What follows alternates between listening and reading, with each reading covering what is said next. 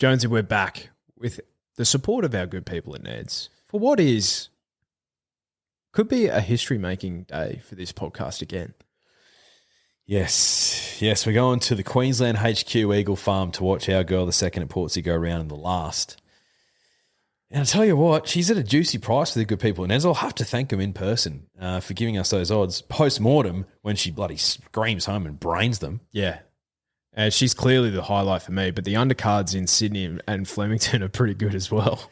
Yeah, they've just got like the 3 Group 1s, like, the Aussie Guineas, Riff Rocket, Yawn, the Verry Elleegant Stakes, Fangirl, and then you got this around with some, I guess they're pretty smart 3-year-old fillies. Yeah, we threw around some pretty hectic stats, some more Group 1 droughts as well, so you'll have to listen in on that, but if you're having a bet this weekend, you got to do it with Ned's because you can get weird and exotic. Yep, you can. You've got the same race multi with Ned's, which is right up the alley of people who like to get weird and exotic. I know that sometimes you're a bit of an operator with that. And you've also got the Ned's profiles. Profiles are great. And if you're following, and we gave one out in our March previews, and a few drifters they've come along with us, which is good to see. The profiles, post our bets in there. You can copy them for the day in futures markets, whatever that is. So get onto the Ned's app and give it a go. 100%, guys. Get into it. But what are you really gambling with? For free and confidential support, visit gamblinghelponline.org.au. I need to ask you a question. Be curious, drifters. Mr. Brightside fins them up and wins again. Zardozi wins the Oaks for J-Mac. The photo finish. Mr. Brightside or Romantic Warrior. The mare's going. Great guns. Fangirl. Look at her go. Fangirl. Imperatrice has got her. And raced on by Imperatrice by a length. Overpass. More Baker's Delight in Perth. Radina just won it, I'd say. Tom Kedden won the spring champion in a cakewalk. Without a fight, won the Caulfield Cup. I thought we had a word to Leo before this podcast, not to be on his best behaviour. Look, I'm telling you, he doesn't listen to anyone. Plays by his own rules, Leo. Would you consider yourself a farmer by trade? No. Not at all, mate. What about... Have you ever seen these mitts get dirty? Well, are they going to get dirty in the last at Eagle Farm this weekend? They are. I could be a farmer this weekend. I could take it up. I could change occupations. Could be swayed into doing that. I think I might join you. I love 10 race cards at Eagle Farm. Yeah. Love them. Yeah. Some might say that one of these races should be on a Wednesday, but I say boo to you. Anyone who says that can go and get fucked. Look, the second at Portsea, race 10, Eagle Farm, gate 4. She jumped from gate 3 last start. There was a bit of banter. There's a few guys in the ownership at work, and there was a bit of banter saying that, look, we're going to draw marble 4. And actually, yours truly, Ben Pace, said gate 4 specifically. Wow. So I don't think we can say the word without trademark or copywriting on the podcast. Omen, but if that's an omen, if that's not an omen, then I've never seen one. Are we allowed to say that? I think so. There's been some good runs. It's been a bit of a form race. Already a winner out of it, and that was a horse that finished 10th in the race. Yeah, makes sense, right? Of course. And I did the form for the race, and I marked her, the $3 favourite, and they put up double figures, which is unbelievable. Which has been the $17 is gone. Well, it'll start single figures as soon as one CS Racing. The Sneesby effect. Yeah. As soon as he has had a dash. But, yes, she's into $13 with Ned's now. 55 kilos. Damien Thornton, my jockey, my favourite jockey, keeps the ride. So he bloody should. So he should. And you know what? He owes us a kiss. Yeah, he does owe us He owes us a big smack on the lips, Damien Thornton. So we might have to do that at Eagle Farm. And I think it makes sense to me that we be Saturday winners at both tracks. Yes, mate. I hope so. Anyone calling Flemington HQ can do one because as far as I'm concerned, Eagle Farm is HQ. Secondly, I'd just like to add an apology to Damien Thornton because very recently, it might have been on the review podcast last week, we were talking about top 5 jockeys in Australia. Damien, we owe you an apology. That's a miss, isn't it? An enormous miss. That is a huge miss. So second at Portsea, number 16 in the last at Doomben. Eagle Farm, my apologies, because we're Eagle Farming this weekend. D. Thornton on 55.5 kilos. The favourite for the O'Day stable, as I look here, Ocean Czar. Smart mare, but she's drawn horrible. Barrier 12, where'd she go? God, wherever she goes, it's irrelevant because Portsea's going to get the gun run. Sucked in, just blitz past him. Some might say that she's shown a bit more ability on a soft track, which I'd probably agree with. Both her career wins are on soft, I'm unsure how she'll go on the concrete of Eagle Farm, which by that time of the day, so be wary there. But at double figure odds, this is an easy bet. Easy bet to have. Yeah, great bet to have, I think. Yeah. Maybe we should pull like a little... I want to see on the plunge. That's what I want to see this weekend. Yeah. For the second at Portsea and the last. Yeah. Maybe we should pull like a Freeman-esque Mackay Divas third Melbourne Cup type area where we influence the state of the track and just give the track manager at Eagle Farm a bit of a buzz the morning of or day before or what have you, to say, look, if you want to leave the hose pipe on, turn the tap off a bit later on than what you usually would, there might be something in it for you. Could be. Not much, just a bit of merch. Yeah. From the good people at Ned's. Do you like corduroy caps? Yeah. We've got a couple of them spare. Do you like stickers? Yeah. Okay. African Daisy, also 20% deductions out of the market as well, early. So she's been scratched out of the market. So beware. They're scared. They're running scared. The champ's back. She is back. She's back. So we'll discuss if we're going. But one other thing that we discussed on the podcast last week that got some tremendous traction, especially on the platforms of TikTok. Oh, really? It's Group 1 Droughts. So this is Group 1 Droughts Part 2. Now, we touched on the Hawks stable, but they have probably one of their best chances this weekend. So the Hawks stable, 871 days in between Group 1 wins. Yep. With Yearning in the 2001 1,000 Guineas. They have Macarena. 2001? 2021. 1,000 Guineas. They have Macarena this weekend. And she's a good chance in the surround. She's a chance. Tommy Berry. Hallelujah. Now he was a naughty boy, so he was out of the game for, I think, the autumn last year. How long's it been since Tommy's won? He won the VRC Oaks on Extreme. She's Extreme. Yeah. That was, 2022? Yeah. 478 days. Well done. Yeah. Now, a couple of other ones that are looking to braid their droughts this weekend. So, Regan Bayliss. Oh. When's the last time Regan has ridden one? Regan Bayliss. Oh, absolutely no idea. I'm just going to throw it out there and say 600 days. 882 days. Yeah, right, okay. Private Eye in the Epsom. Wow. So 2021 Epsom. So Regan this weekend, now he's got a very good affinity when Rachel King doesn't ride Just Fine. He jumps on. Now Just Fine, first up in the VE Stakes, $8 will be tactically in front of Fangirl. Stranger things have happened, Declan. Look, I've seen longer shots win. I saw Macram salute at $100 plus odds. Did Regan Bayliss win 2 Group 1s in the same day? Is that him? Potentially. And then he's on Autumn Ballet in this round, and she's $81. Yeah, justifiable quite. All right. Let's go down to Melbourne. Luke Curry. When's the last time he won one? Oh, I'm going to say, was it on Lyre in the Blue Diamond? No, he did ride her, but that was ages ago. Yeah, that was like 2017. 18, 19 maybe. Yeah, okay.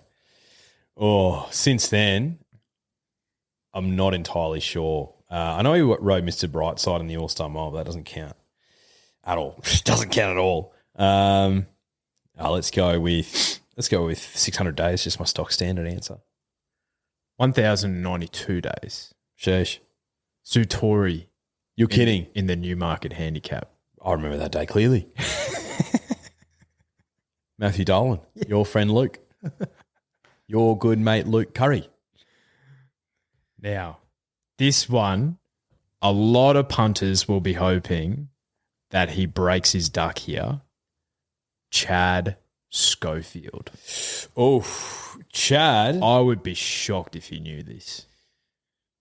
I'm thinking Chad won as like a very young man. Apprentice? Yeah, Cox Plate. Seamus Award. Not quite. He won a few that year. Did he? The 2014 Queensland Derby, apparently back then, was Group 1.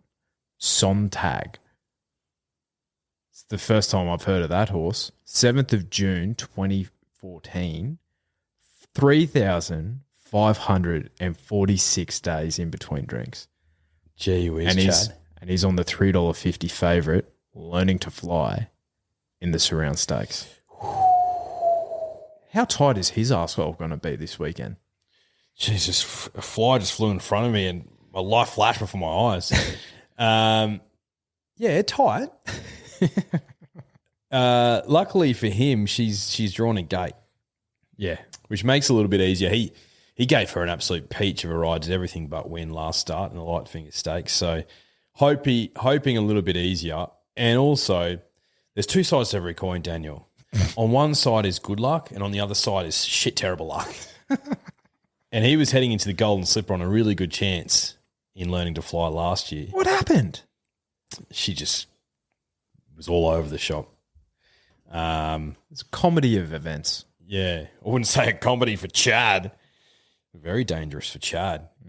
So that was the bad luck side of the coin. I'm hoping it flips and he gets some good luck this weekend. Bang. Yeah.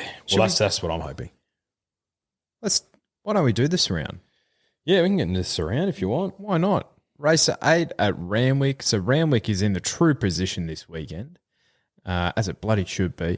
It's currently rated soft 5, but as we mentioned on the review podcast, if you were playing in some all-in markets, there's plenty of sun in Sydney this week. So this will be a good track, firming into the good 3 range by the quaddie legs, I would imagine. So Learning to Fly is your $3.50 favourite.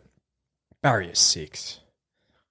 We're just going to see a decade of outs being pushed aside here with Chad winning another Group 1, aren't we? Yeah, look, I think so. Out of that Lightfinger Stakes, we said in the review podcast, there's 2 horses that you want to take out of that race. Learning to Fly and Komochi. Am I on Team Komochi? What do you reckon? Nah. No. Someone Team Learning to Fly. Mate, they sold it. Unbelievable. They sold her after the first up run. I could not believe that. Couldn't believe my eyes and ears. Just makes me think that she was fully wound up for that first run, and they're like, this is almost the grand final sort of stuff. Yeah. She hasn't missed the placings, Komochi, in her career to date. I think the trend continues here, but it ain't going to be first. It's going to be second or third. Learning to Fly for me, for a filly that was first up in effectively 12 months, to put that performance on, I was mightily impressed. Could she be flat second up? Look, a fair point, but she trialled 3 times into that run. So I think if anything, she's 5th up here. Effectively. I think she's fit and ready to go. If you're looking for second up syndrome to not back a horse, like, fair enough to you, but I completely disregard that in this instance, at least. So for me, Learning to Fly did everything but win first up from the wide gate. Yeah, she's going to be mightily hard to beat. Chad to break his duck. Annabelle Neesham to win the Surround Stakes for the first time, I think. Oh, you'd think so? She had Sunshine in Paris last year. Yeah. Let me have a look at the field. You keep talking. I think she might have won this with Sunshine in Paris last year. Yeah. But she might have had another runner. Like she pulls her weight, especially in those staying contests with runners, Numerian, Zaki, those types. I can gear up, ran in the Metropolitan maybe. Maybe. Top Ranked was a good horse.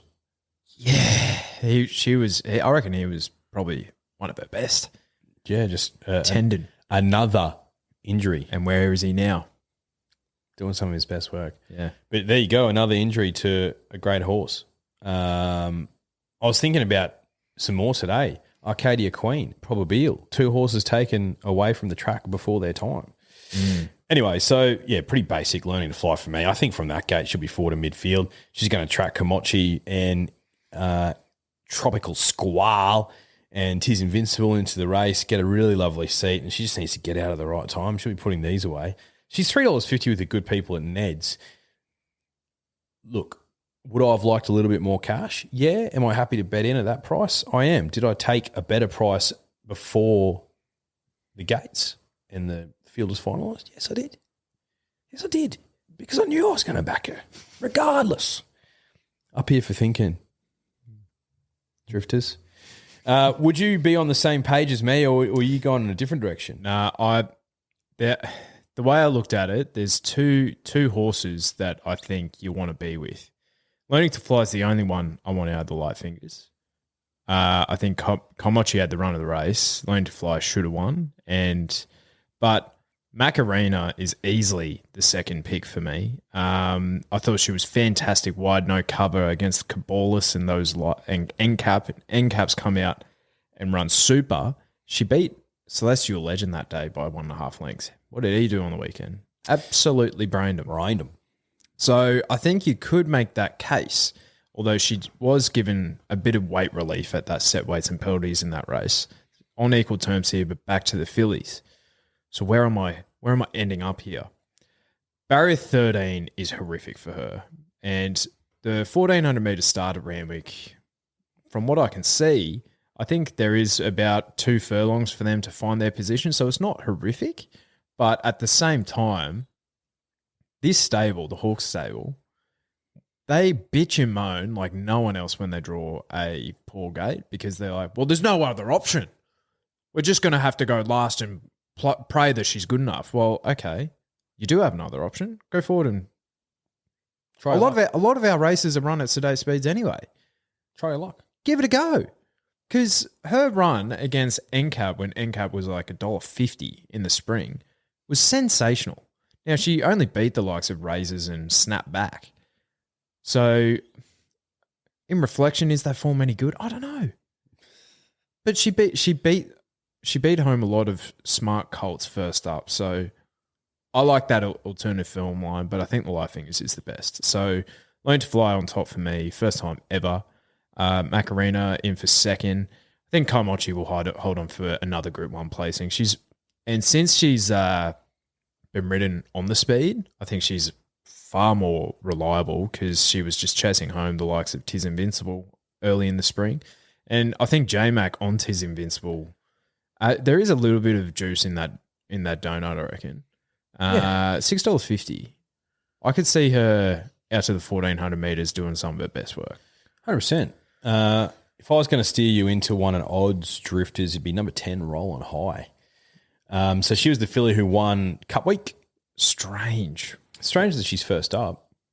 And these moody fillies first up, Autumn Angel, Molly Knickers. Roll on High is probably the speediest of those three. So she's probably got the best chance to win, but I don't know. I feel like they need a run. Well, yeah, but she's $13. So yeah. But yeah, I agree. Of those ones that you'd think this would be a more likely race to win, you'd have Roll on High ready to go here. Absolutely. Second up, third up, maybe. 100%. Maybe start her off in the Light Fingers. But Moody's got his theories, so God knows where he's going with this filly, but I've got a lot of time for her. I think if she went to the 1,000 Guineas, she would have given it a red-hot crack. She's beat Jolly Star, who won the 1,000 Guineas, Komochi, who we saw come out and win last start. So a little bit of a tricky gate, but Seamus Award filly, we know she's going to get out over further. So one to watch for the rest of the carnival. Yeah. Art to Glamour, 18 gross stable, $18. They were saying that she's potentially a Vinery filly. Now, sure, I think Orchestral will have something to say about that. She would, and that's just probably got me thinking that's exactly where Roll on High is going to go, obviously. Yeah, but then you have Molly Knickers and Autumn Angel all going there. Yeah, but, Moods wouldn't mind having 3 or 4 in the race, you'd think. Yeah. But, yeah, orchestral. G'day, Dale. Big watch.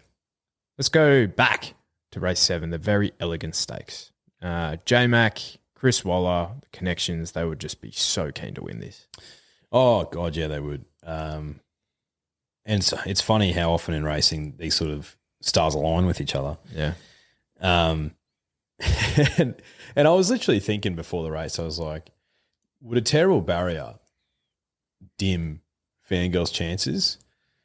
She never draws a gate, so on and so forth. So I went back through. So she's drawing gate 10 here, Drifters, and I went back through her recent races to see what she's drawn. So gate 7 of 9 last start, 7 of 7 the start before that, 9 of 12 in the Cox Plate.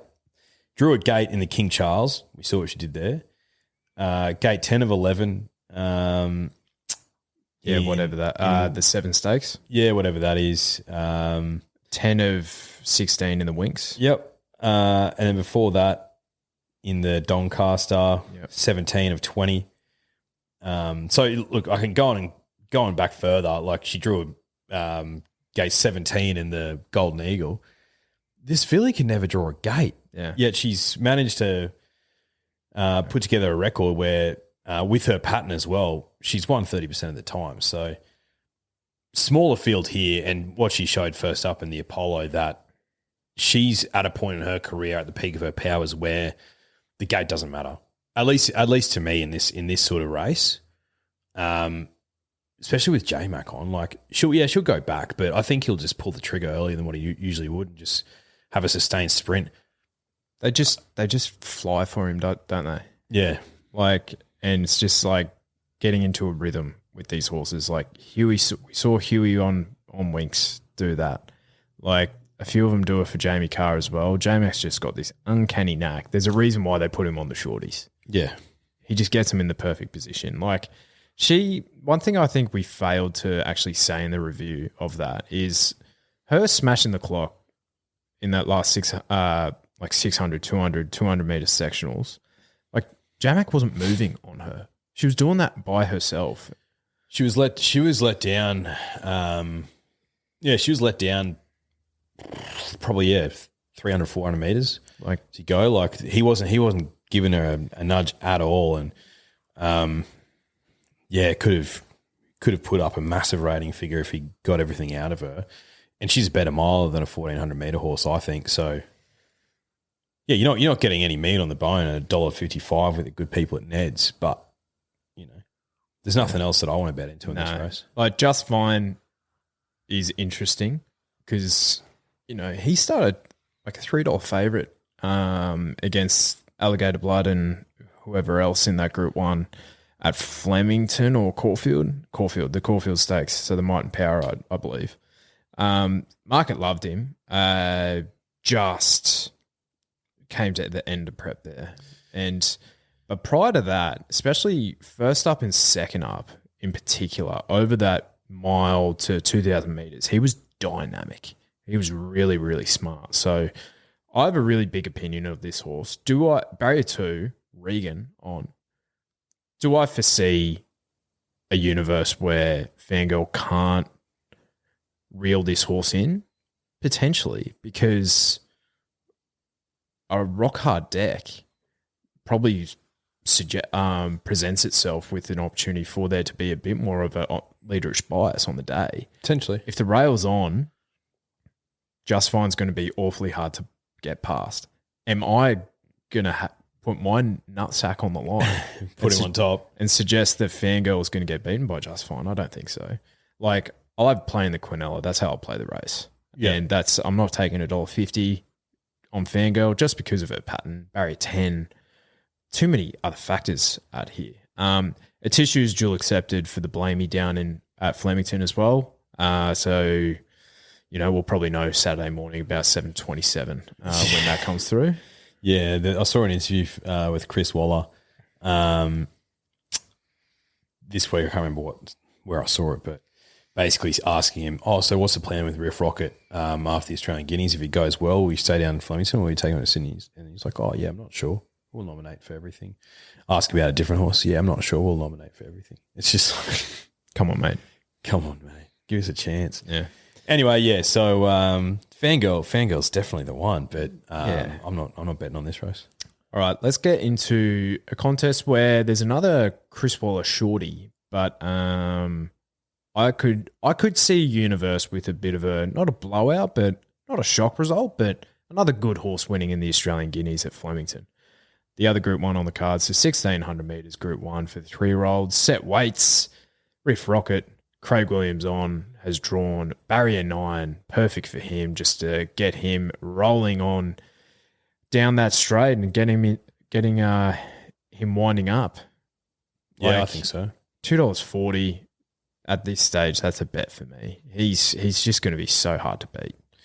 Yeah, because we think he's going to be better over the mile, don't we? Yeah.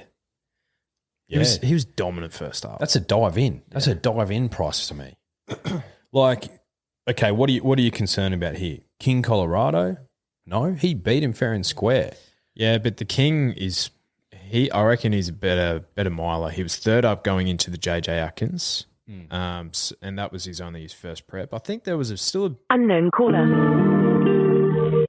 Sorry about that. Don't know who that is.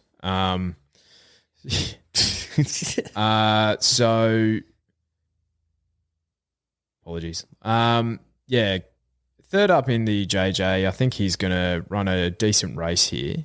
Got that nudge in the ribs at the top of the straight as well. So I could potentially see him running a decent race. Yeah, he can run on a bit, can't he? That he can. He can run on a bit. Like Riff Rocket, he can run on a bit, but he's first past the post when he does it. He runs on 2 in. Yeah, he's 5 from 8. Nah, yeah, Riff Rocket's the one for me. I'm confident that he wins this. If I was to steer into a couple of roughies or drifters, Verdad's $21. Yeah. Gate 3 is good for him. Strange things have happened where at Flemington in a circle race in particular, there could be a leader bias in recent times. Who would have thought? And he was good resuming. He's still a lightly raced horse. So, you know, could he turn the tables? At $21, if you want to find out, I wouldn't talk you out of it. The gelded son of Justify. Oh, like a brave man to geld any of these sons, that's for sure. It must have been an absolute nutcase. Couple of others, bringing New Zealand form over. Number 7, the Pendragon, and number 15, Quintessa. So Quintessa, the 3-year-old filly, she won a Group 1. Pretty sure won a Group 1. Pendragon beat her the previous start, and then she ran in open weight for Age Company. She ran 4th. From what I saw of her Group 1, bunched finish, and you've got to question the quality of some of their Group 1s over there. So, look, they're $20. I think both of them are around $20, yeah, for a reason. So, yeah. But again, roughies, if you trust the New Zealand form, I'm not one who typically does, but if you do, drifters, and I wouldn't talk you out of it. But now for me, that the $2.45 right now with the good people at Ned's on offer for Riff Rocket, to me, that's a dive in bet. That's a dive in and take a big gulp of air before you go down, because you're going to be down there for a long time. Dive in, just get real deep in it. What about the Cat? Hey, Fat Cat, 4 weeks in a row. Not interested in a horse like that, mate. V8, he's a 1,400 metre horse to me. Not interested in a horse like that. Barrier 1? I'm not interested in a horse like that. He'll probably be leading. I'm not interested in a horse like that. Ethan Brown? It creates no interest. I agree. I'd rather steer into like a Southport Tycoon. Yeah, unlucky. Oh, yeah. Was he last start? Like he was a bit of cattish last start. This is all filler drifters, by the way. Like Riff Rocket's winning this race. I'm just trying to give you, some angles on the race. Best roughie for me is Cap Ferrar. So Cap Ferrar for the stablemate of Riff Rocket. So he's $46 with Ned's at the moment. Second best mate in the country. Yeah. Second best behind his other stablemate Counter. But he's got a Counter-like resume. 10 starts, no wins. But this horse has talent.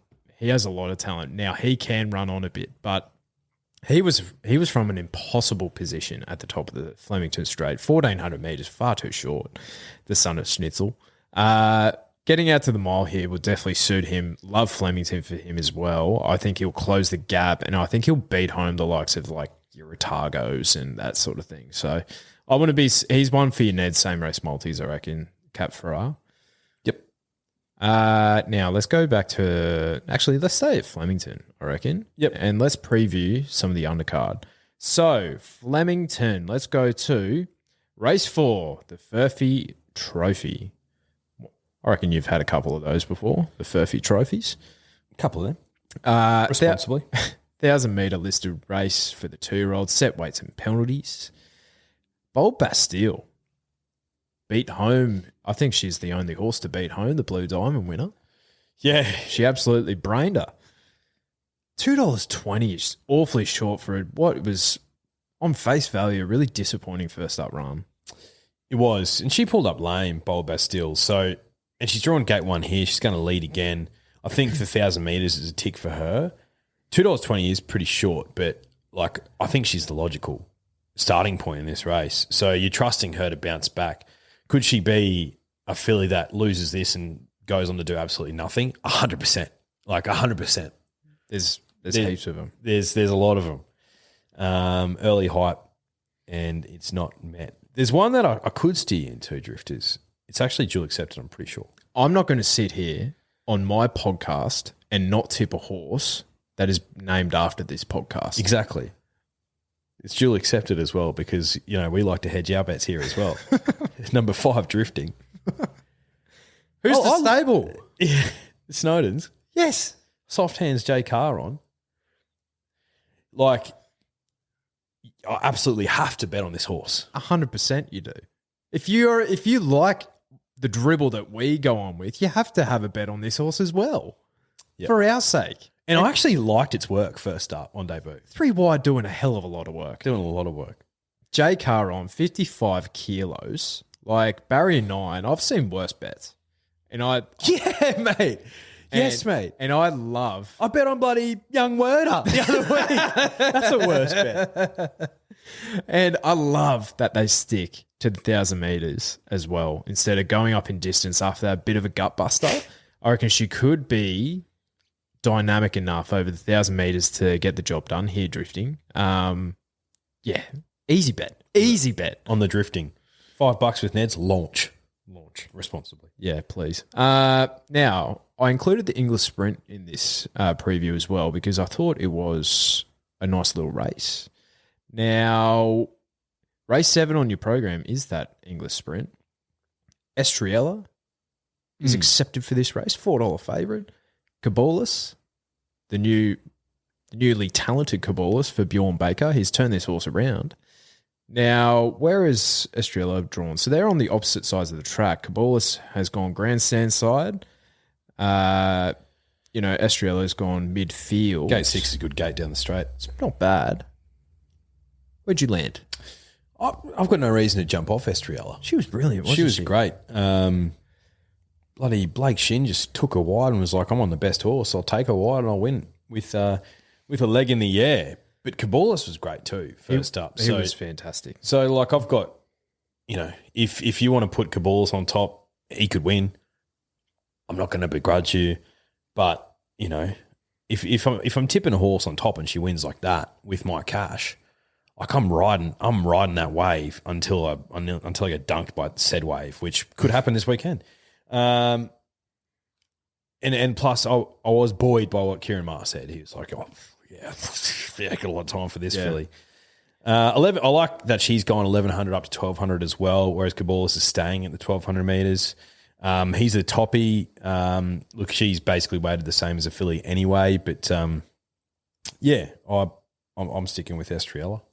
Yeah, the way he talked about her reminded me a bit of how he was talking about Tiz Invincible in the spring. So I've got one outside of those two.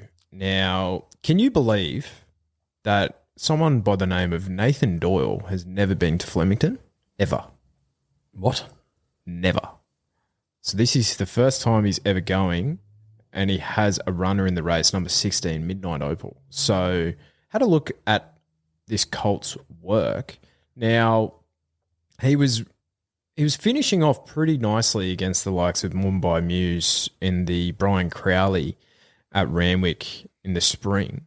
Now, could potentially have been a prep away. But how often do you kind of... I can picture this in my mind's eye, right? This horse has talent. A couple of nice trials, sure. But what is really steering me into this horse at $21 with good people Neds is I can foresee in my mind's eye Emma Freeman or Jason Richardson interviewing Nathan Doyle after that. It's going like, mate, you should bloody come back to Flemington more often. I can definitely see Richo asking a question like that. Like $21. What's the harm? $5 on, bang. You got your play money for the rest of the card. Yeah. Well, the thing is, we've spoken about this ad nauseum. What are the repercussions for you if it doesn't win? What are the repercussions? None. If any drifter slid into our DMs, like that dickhead who did a few weeks ago who had to grill the bloody crayon eater, like if any drifter slid into our DMs saying, nice one, Hutch, this thing ran on for a nice fifth, you immediately text back saying, look at the price, fuckwit, $21. There's no repercussions. There isn't. Nathan Doyle, by the way, he can train fast horses. He's got a winning strike rate of just under 21% as trainer. That's elite. Now, he does play in his own backyard in Newcastle, but he occasionally takes him to the big smoke. Mate, there's a lot of dynasties, a lot of empires that are built on R&P-ing your own backyard. You know, well said. Yeah. Like, do you think the Romans bloody didn't dominate at home? No, they R&P'd. Yeah, they did R&P. Let's go to Randwick. Race 4 on the program is the Skyline Stakes. Storm Boy, if he's going to get beaten this prep, this is the run, I think. $1.30. Am I backing him at that price? Absolutely not. I don't need to. I've got a $28 ticket in the slipper. You've heard this several times. J-Mac takes the ride. Barrier 1. We'll find the front. He'll be hard to get past. Yeah. I want to see him brain these like Same. so badly. Like these, with all due respect, I think there's some champagne, like size produce and champagne stakes horses in here, like the likes of Parkour and President. Like Prost will run in the slipper, but Prost is the only one in the race who I could see running first half of the field in the slipper, aside from Storm Boy. Yeah, I reckon Parkour is interesting. Godolphin do this a lot, where they send them all over the place. This guy, his debut run at Ballarat behind the likes of Arabian Summer, who I think was she the first filly home in the Magic Millions, maybe? She might have been, yeah. Yeah, and like she absolutely brained him. But the next start at Randwick, you know, doing a lot of work. Jamie Carr rode that day, actually, at the end of December. But bit of a gap here. And both of those runs, you know, 8-horse field, 10-horse field, drew barrier 8, had to go last, basically. Drawn barrier 5 here, which still isn't 100% great, but should be closer. And if it, you know, is drawn to do no work, then I could see it like running a decent race at $10. The other one, you know, you did mention Prost. He was great first up, but I feel like I've got out of the casino with him. The one at big price was President. So another one for the China Horse Club Racing Silks. I'm Invincible, rather. Vinny. This horse looks now looking at the breeding, he won't get there, but like he looks like a champagne stakes sort of horse. Who, President? Yeah, he looks like he could get over more ground after his debut win. But he did run on a bit, so. But am I jumping into anything to beat Storm Boy? I might have $5 on Parkour just because I can. Yeah. There is no better justification than that.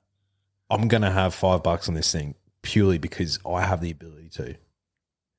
Because there's zero value in the Quinella. None. No. Absolutely none. If Stormboy, for whatever reason, has a disaster, like, I don't want to get involved in that. No. $1.20, $1.30, mate, for a 2-year-old, like, that's awfully short. It is. It's justified, though. It is. Justify. Look, he could make $1.30 look like a capital G gift. True. GIFT. He could. Or it could all go horribly wrong. He could. And we could be playing I wouldn't even be playing I Told You So on the review podcast. I'll be playing give me the keys to the car, I'm driving off the Story Bridge. I could be playing that card because I'd just be utterly disappointed. I want to see him lead. I want to see him lead comfortably, and with 100 metres to go, you're like, holy shit, who's beating this thing in the slipper? That's what I want to see. Like, his smallest winning margin is 2.5 lengths. That was a pathetic effort. Like, yeah, he's so good. So, you know, barrier 1, he could be in there for a while, but 9-horse field, they'll load him. I reckon this will be the quickest loaded race all day. They'll look after him, 100%. I hope so. Yep. All right, race 6 is the Phillies edition, the Sweet Embrace.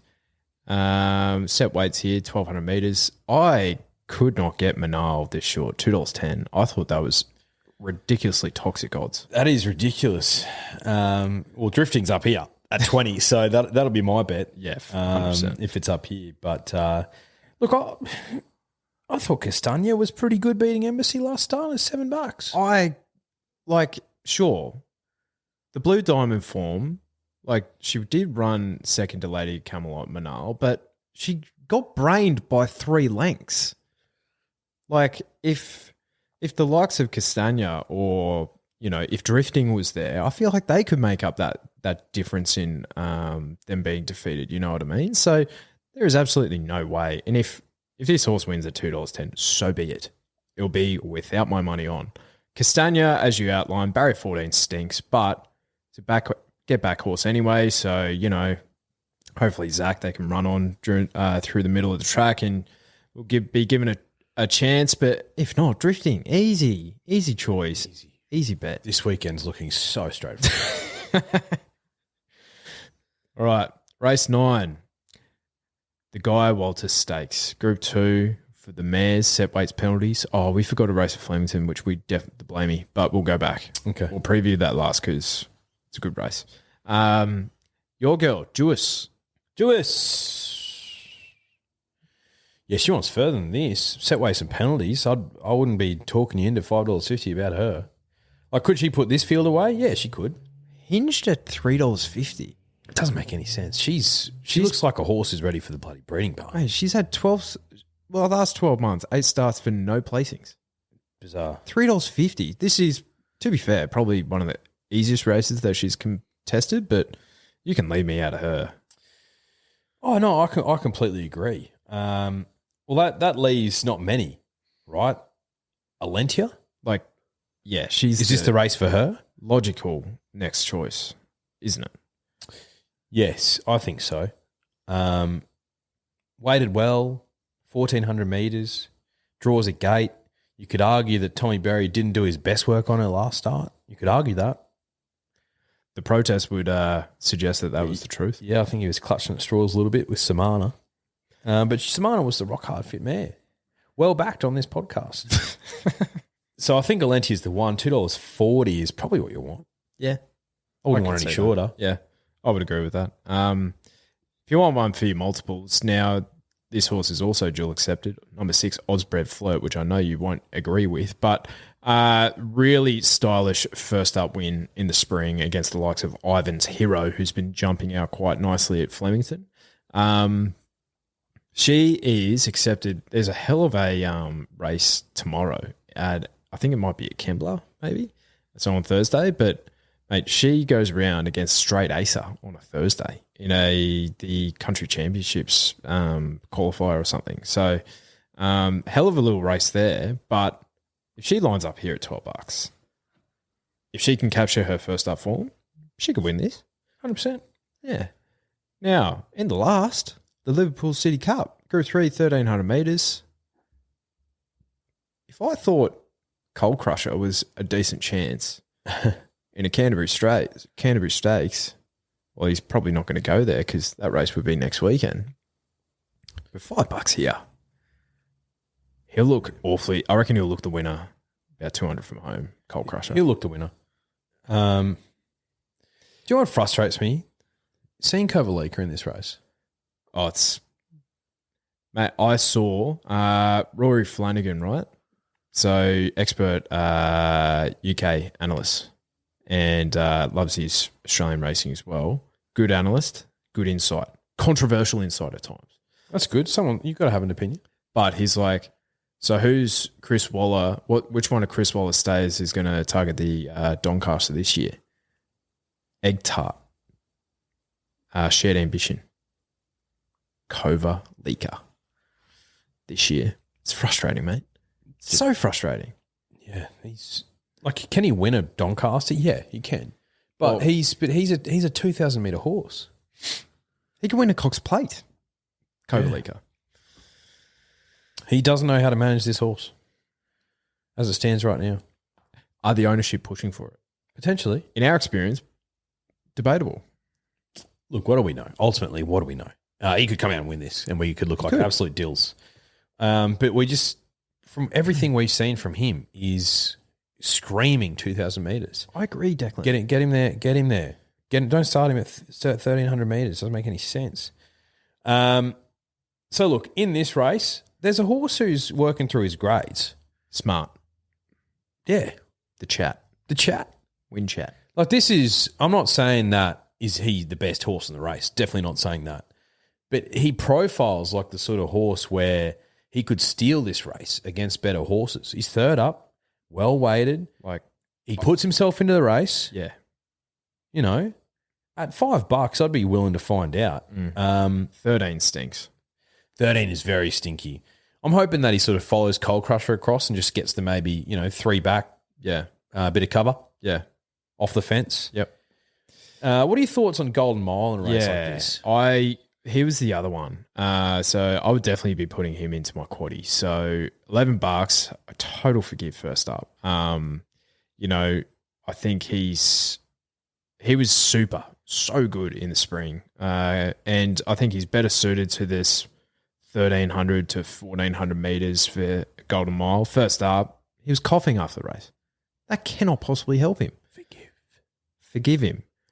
So what did he do second up in the spring? Absolutely nothing. But he's back to his right grade, I think, Golden Mile. He can win this as well. Cepheus could win this. Cepheus good. Cepheus is a good horse. Matty Dunn. What's he done wrong? One of the great combos that M Dunn and Raw Willow. What is that combination strike rate? I wonder. It's hot. It's hot. It's a hot strike rate. Yeah. We don't talk percentages and numbers when it comes to this strike rate. We just say it's hot. Yeah. All right. Now let's go back to Flemington, the Blamey. Race 9, 1,600 metres, Group 2, set weights penalties. Now, Tissue, Drool accepted here. She'll be awfully hard to beat if she lines up here. $5 favourite. Blake Shinnon, Verry Elleegant. She'll be probably up the arse end, as she typically is, but she gets around Flemington so bloody well. Muramasa. I think he's a bet here. I think he's a bet at 14s first up. Like, is he better over further? Yeah. But he's a stayer resuming at the mile. And what's he going to find down in Melbourne? A dry deck. And the large flowing expanses of Flemington, which he absolutely eats it up. He's a bet at 14s for sure. The other one who I think's a bet, who's treated pretty well at the weights, is Carini. I thought he was good first up. Yeah, in that race he was. Is that race the right form line for this? Well, Macram. Hey, there was $1.20 favourite in that race, but Macram, to be fair, that's like his career peak. I wouldn't be diving into if you dove into Macram in the $8, I wouldn't begrudge you, but I'm steering clear of that horse. Like, he's now won. He has a 50% winning strike rate at the track, Macram. And it's fair to say that was him first up. His best run on the prep is arguably second up. He could easily explode here. But am I going to dive in? No, because I loved the resume of Muramasa during the spring. Go back and have a look at his trials in the lead up to that first run. Mirror image of what's happened again this year. And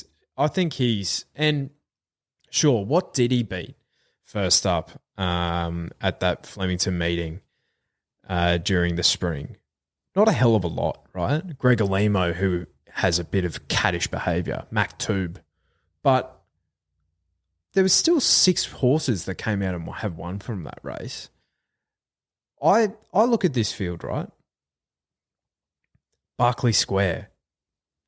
He's not a Group 2 horse. He's a benchmark 100 horse. Sue-Zero. He's a country cup sort of operation. Holy Mans went over to New Zealand recently. Mac Ram, benchmark 100 in my opinion. Ayrton at $4.60. Toxic. He will not run out the mile. A Tissue's the one I'm really, really spooked about. Future History, he needs further.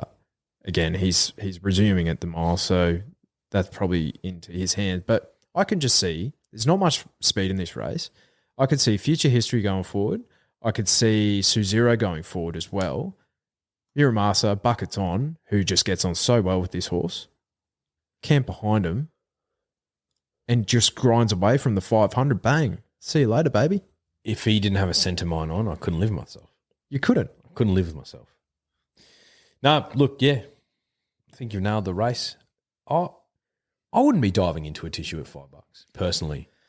So at the way the weights are in this race, she's a good mare, but weighted up to her best. I think so. I think she'd need to go really well to win this. Yeah, I would agree with that. I think Flemington, some of these horses at Flemington just sprout wings. She's one of them. I probably prefer to back her, fourth up in a prep. I feel like when she's deeper into a prep, she does her best work. But, second up last prep, she was not far behind Espiona. So I'm just looking at Tissue here. So she's had 4 starts at the track for 2 wins and a second. I don't know about the 4th run, but the 2 first and the second, she had J-Mac on all of those times. Yeah. Could that be a factor? Potentially, but at the same time, Blake Shin's on her. He's almost like the equivalent of... The one time she missed the placings at Flemington, she ran 5th. Brent Pebble was on board. Look, I could look like a genius. It could be the J-Mac factor plus Flemington. Potentially. But what you said about her, better into her prep. Yeah. So at the $5, she's the one I'm spooked about. Hope she goes to Sydney because she won't be winning the VE. And then Muramasa is a clear bet. He'll probably after deductions come into about $10. Still get double figures. Yes, please. Yum, yum. Yep. And just looking at the timing of this race. That's a great point. So this race is at nearly 5 o'clock. And then 4 p.m. Oh, shit. 4 p.m. And then we've got an hour and take it to the last race at Eagle Farm on Saturday, Drifters. Race 10. There's an absolutely outstanding bet here. Number 16, the second at Portsea. Drawn a perfect gate. Dynamic first up. You could say it was probably the win of the carnival thus far. Win of the year. In a Class 1. Basically a Group 1 up here in the Sunshine State. 1,600 metres. Arguably top 5 jockey in Australia, Damien Thornton on. Would have thought so. Awfully hard to beat, and they're giving you $13. Awfully hard to beat. We're Eagle Farming this weekend. Come join us. Get your bloody Ringers Western on. Get your long jeans and your RMs and your Akubra on. We're going Eagle Farming. Beg, borrow, steal responsibly. Yep. She could be. You might you might never see these odds again. Look, when she's lining up in a Stradbroke handicap as a $3 favourite. Knocks off Amelia's Jewel. Yeah. Oh, yeah, I saw that during the week. Look, we don't want to be the guys to say, I told you so, and you don't have a cent on. Do with that information what you will. Hey, I'm not greedy. A Tas Tiara is fine. Yeah, I'll take a Tas Tiara. Yeah, I might have to cancel my UK trip for that. Could you imagine? Imagine that. You're like, of course, I somehow have a horse in a Group 1. How? How's that happen? All right, we'll see you Sunday. See you, Drifters.